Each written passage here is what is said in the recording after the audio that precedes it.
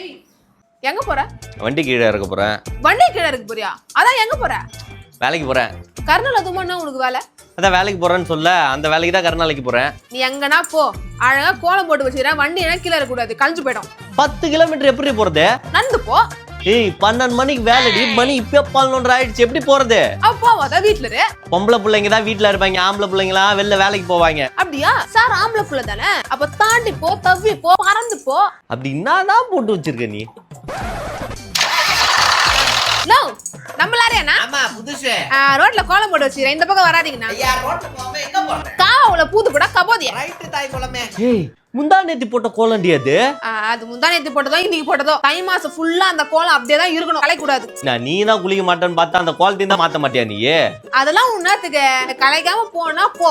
என்ன இது ஒரு அளவு கோலன்னு இது வேற போட்டுட்டு சீனா போட்டுக்கிட்டு இருக்குது. என்ன இது? நான் அவ்வளவு கஷ்டப்பட்டு கோலம் போடுறேன், அது கிண்டல் பண்ற? நீ போட்டு காட்டு. நாங்களா கோலம் போட்டோன்னு வச்சுக்காடு. ஏய் போடுற.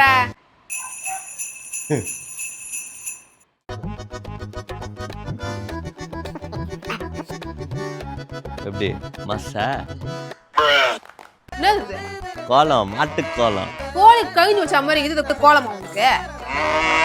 ஒரு 4 புள்ளி வச்சு ஒரு கோடு கிழிக்க தெரியல, இதுல என் கோலத்தை 1000 மொட்டை சொல்றேன்.